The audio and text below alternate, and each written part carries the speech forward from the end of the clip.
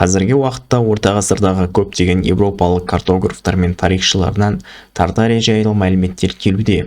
Европалықтар Тартарияның картасын көптеген ғасырлар бойы белгілеп келді. Бұл Еуразияның 3/2-сін қамтыған орасан зор империя болатын. Бүгінгі видеода Тартария деген қандай мемлекет және олардың қазақтарға қатысы бар жоғын айтатын боламын. Видео отырып YouTube-пен айына 1 миллионға дейін табыс табуды қаласаңыздар, мен төменде қалдырған сілтемеге өтіп толық ақпарат біле аласыздар. Тартарияға қатысты мәлімет шыға салысымен, орыстар Тартария деген біздің ежелгі мемлекет деп жар салды.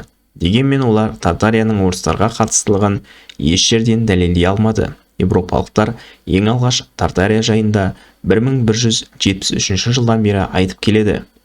Егер біз Шыңғыс империясының 13 ғасырдағы атауына қарайтын болсақ, барлық жерден татар деген атауды кездестіреміз. Арабтар ат татар деп атады.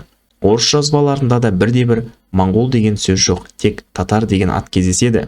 Қытай жазбаларында да ақ татар, қара татар деп аталды. Сол секілді Алтын Орда әскері Шығыс Европа елдерінің астан-кестеңін шығарғаннан кейін татар деген есім бүкіл Европаға мәлім болды.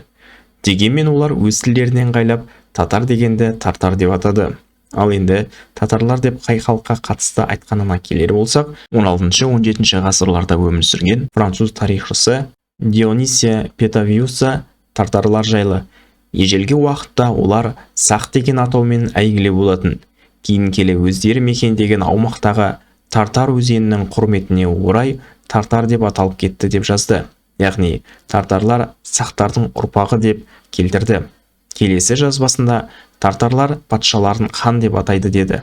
Николас Вицен, голландиялық картограф, қазақ хандығы мен басқа да түркілердің жерінде болып қайтып, 1692 жылғы солтүстік және шығыс Тартария деген кітабында татарлар сақтардың ұрпағымыз деп шығу тегімен және әлі күнге дейін бізді ешкім жаулай алмады деп мақтанады деп жазды.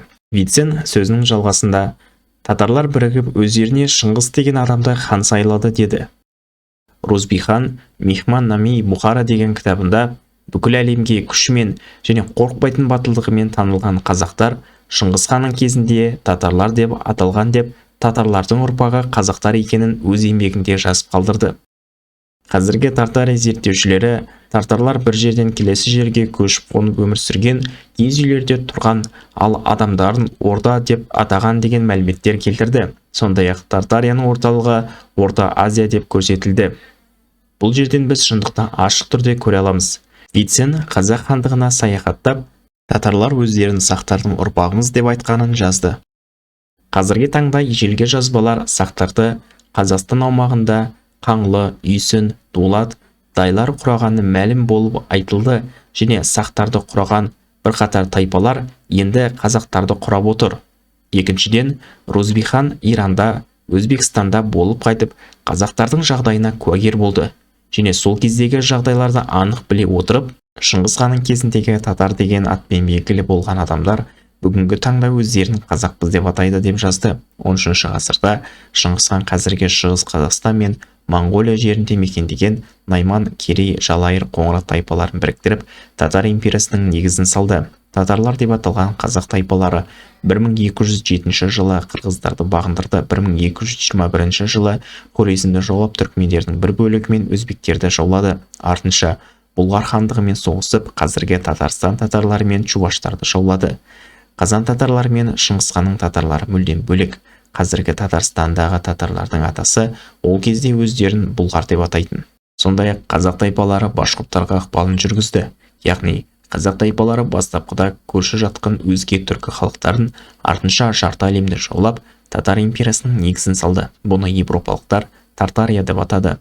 19-20 ғасырларда Ресей империясы, артынша Кеңес одағы бағындырылған түркі халықтарын діннен айырып, ұлттық сана сезімі мен тарихын және рухын өшіру үшін барлық жақтардан шынайы мәліметтерді бұрмалап, бізге қатысты көптеген ұйқаспайтын өтірік ертегі жазды.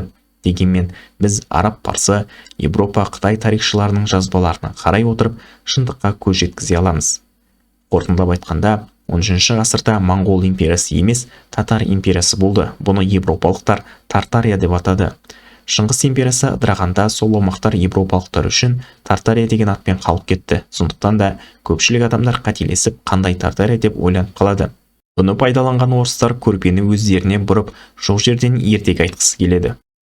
Достар, сондай-ақ менің телеграм каналыма да тіркелуді ұмытпаңыздар. Мен ол жақта қазақ тарихына қатысты басқа да мәліметтерді қарастыратын боламын.